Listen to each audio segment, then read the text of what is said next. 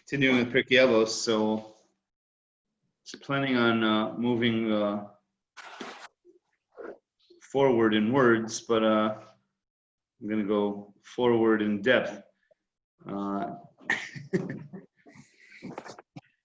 Just it's unbelievable. Sometimes you could just look around and you keep seeing new ideas on the same words. So some ideas that I wanted to share with you. So the Mishnah we last learned is Yossi ben Yochanan, Ish Yerushalayim. Yossi, the son of Yochanan, he was from Yerushalayim, a man of Yerushalayim. So he said, Yehi beischa pasuach lervacha, your house should be wide open, loosely translated, V'hiyu aniyim b'nei beisecha, and let the poor be members of your household. Okay. Now, we spoke much about this, the importance of taking care of the poor, hosting guests, etc. An interesting idea that I wanted to share with you. So, who's the one who said this? It's Yossi ben Yochanan, and Ish Yerushalayim is someone from Yerushalayim. The Mishnah just before this was said in the name of Yossi ben Yoezer, who was Ish Tzreida. He was from a place called Tzreida. And what did he say? He said, he said that your house should be open for Talmidei Chachamim, should be a meeting place for Talmidei Chachamim, which we spoke about. So an interesting idea here. He says,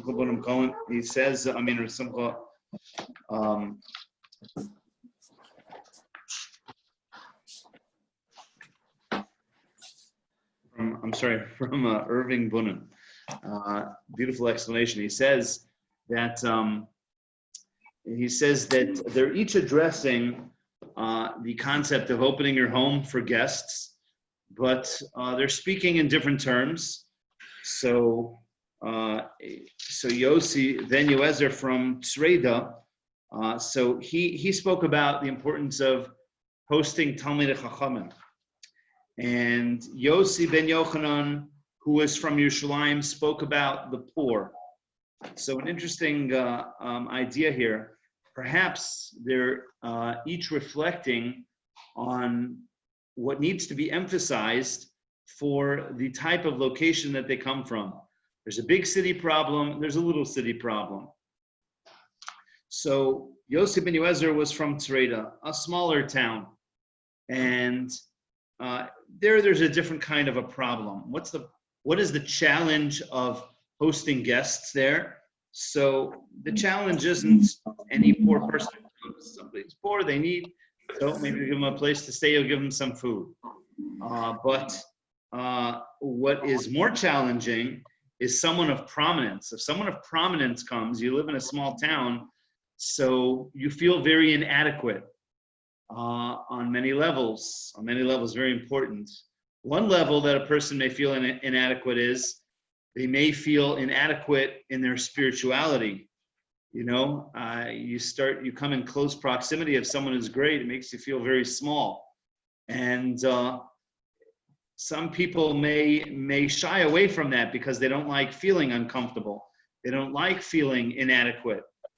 They don't like that now it emphasizes their shortcomings when you see someone of such great stature like that. Of course, that's not the proper attitude. We should rather welcome them and learn from them, and not worry about our shortcomings. Let us grow from it and not become too comfortable with our shortcomings. We may also feel inadequate with our ability to put them up, with our resources, what we have to feed them, with our living quarters. It's much more limited in a small town. So a person may, the responsibility lies more upon the individuals in the small town to make things work, whether they have the nicest things or not, but you give what you can. That's what you do in a small town. Everyone gives of their resources, trying to help where they can. So in a small town, the challenge is inadequacy. both, from a spiritual perspective, feeling inadequate, and also from a sense of resources of physically, living quarters, food, etc. So that also may cause hesitation. So to address that challenge in the small town, so he emphasized, make sure to have Talmid Chacham and people of great prominence. Don't let that be an obstacle. Don't let your inadequacies hold you back. You should grow from the Talmid Chachamim, and if you can't give them the best, you give them what you can. As we mentioned, the Chavetz Chaim said, the Mishnah says that you treat the poor like the members of your house. If it means giving them Rice Krispies because that's all you have, so it's better than turning them away. That's what you do. So he's addressing the small town issue. Then the next Mishnah is Yosef ben Yochanan from Yerushalayim. There, the issue is the exact opposite. There's a different challenge for prominent people. So it's a big city.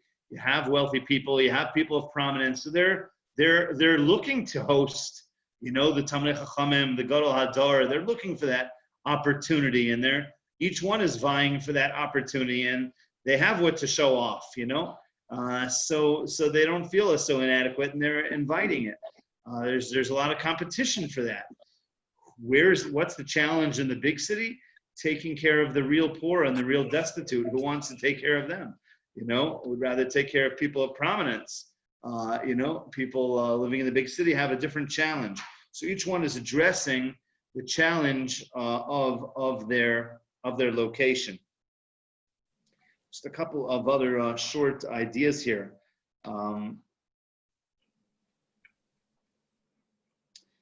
Sometimes when you have guests, so it means doing without, and we should always remember the plight of those that don't have.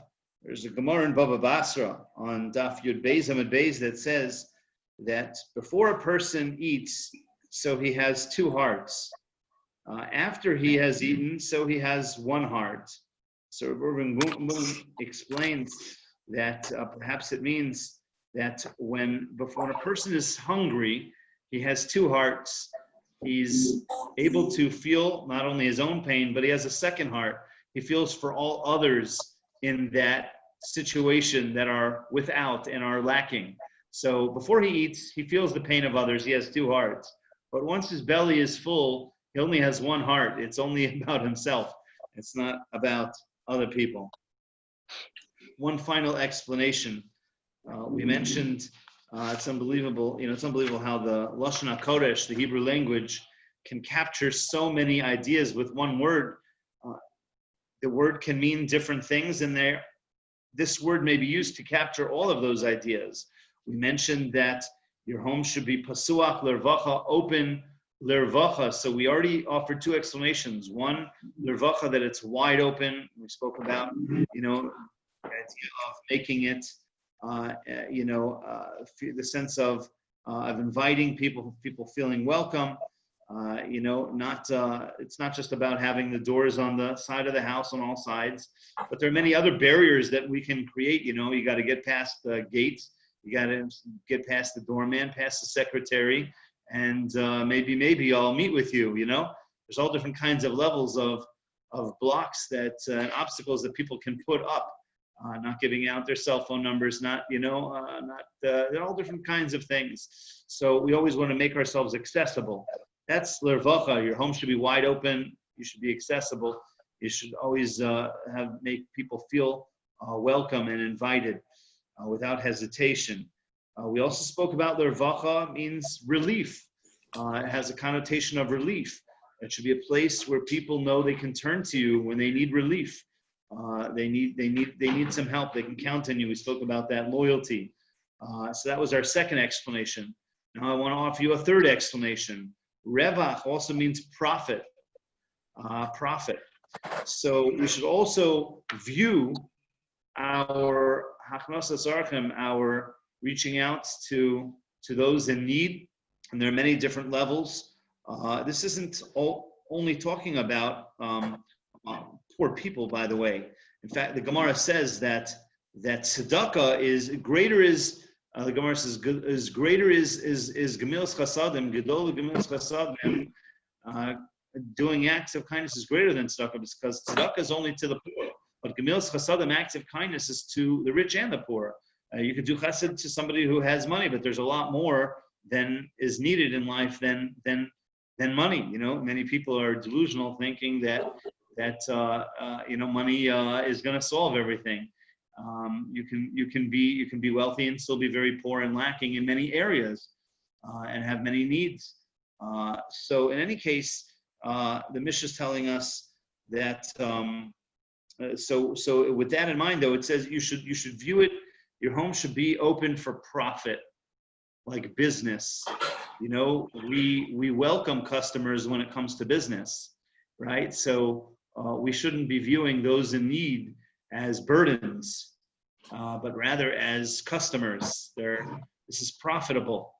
This is what we want to do. This is, we get our rise out of it. This is where we feel we are accruing when we help people, not losing, not depleting, whether it's with money, with time, with energy, lending an ear, whatever the situation is. But that's perhaps another explanation here of your house should be open for business. Business in the sense that you want to profit, you want to gain. You see them as customers that you want more of. So in that sense, not to view it in a dry, technical, lack of emotional sense of business, but in the sense of wanting to, seeing the gain from it and the influence that it brings to you and your family and those around you. Okay, stop over here. Okay, good.